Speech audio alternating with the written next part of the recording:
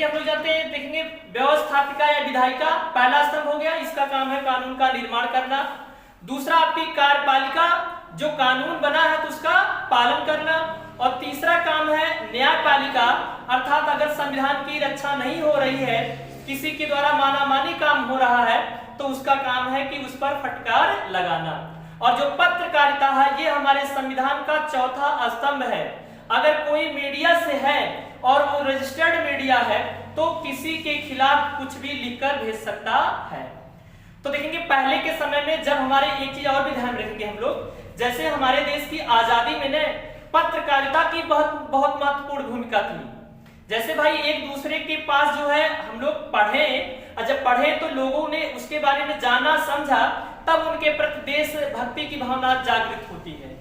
और क्या किया गया, जब भारत में ईस्ट इंडिया कंपनी ने अपना पूरा अधिकार कर लिया, तो हमारे भारत के जो लेखनी थे, जो साहित्यकार थे, उन्होंने भारत को कविता के माध्यम से, उपन्यास के माध्यम से और पत्रकारिता के माध्यम से, है ना, भारत की जनता के सामने अपनी बात को रखने का काम किया।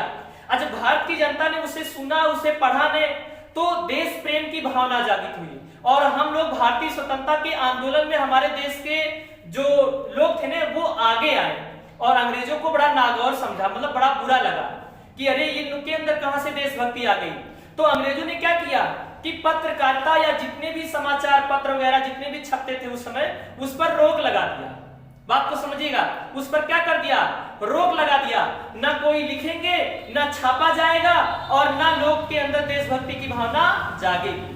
बात समझ रहे ना। फिर इसके बाद चार्ल्स मेटकाफ आते हैं और उन्होंने क्या किया कि जो पत्रकारिता है ना, उसको मुक्त कर दिया कि अब जो है पत्रकारिता को छाप सकते हैं। बात समझ गए ना।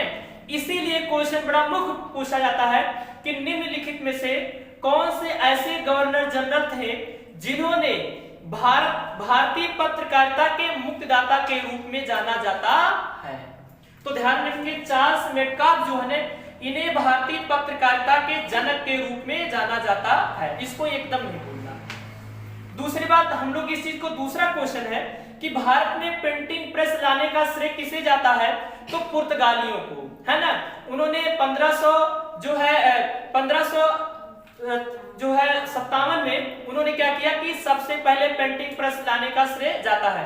तो इस क्वेश्चन को ध्यान रखेंगे कि प्रिंटिंग प्रेस किसने लाया, तो पुर्तगालियों ने।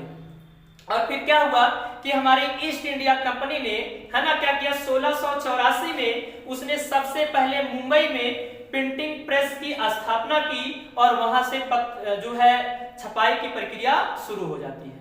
बात समझ गए। तो ध्यान रखेंगे कि निम्नलिखित में से प्रिंटिंग प्रेस लाने का श्रेय किसे जाता। दूसरा क्वेश्चन, पहला तो ध्यान रखेंगे, पहला क्वेश्चन ये क्वेश्चन पूछा जाता कि भारतीय मुक्तिदाता प्रेस, भारतीय पत्रकारिता का मुक्तिदाता, भारतीय पत्रकारिता का मुक्तिदाता किसे कहते हैं, तो चार्ल्स मेटकाफ को भारतीय पत्रकारिता का मुक्तिदाता कहा जाता है। दूसरा क्वेश्चन क्या पूछेगा कि निम्नलिखित में से प्रिंटिंग प्रेस लाने का श्रेय किसे जाता है, तो पुर्तगालियों को। तीसरा बड़ा मुख्य क्वेश्चन पूछता है कि भारत में सबसे पहले छपने वाला समाचार पत्र कौन है, तो ध्यान रखेंगे बंगाल गजट, जो कोलकाता से छापा गया। और इसके किसने छापा है, मतलब सबसे पहले छापने का श्रेय किसे जाता है, तो हम लोग ध्यान रखेंगे जेम्स अगस्टन हिक्की। तो ध्यान में सिर्फ इतने याद रखेंगे, जो हिक्की याद रखेंगे तब वो हम लोग को मिल जाएंगे, ठीक है।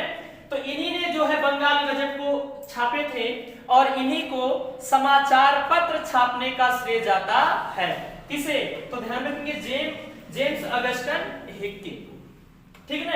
इसको हम लोग ध्यान रखेंगे।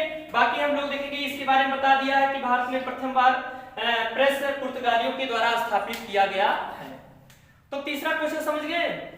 तीसरा क्वेश्चन यही है कि निम्नलिखित में से भारत में पहला समाचार पत्र कौन है, तो बंगाल गजट।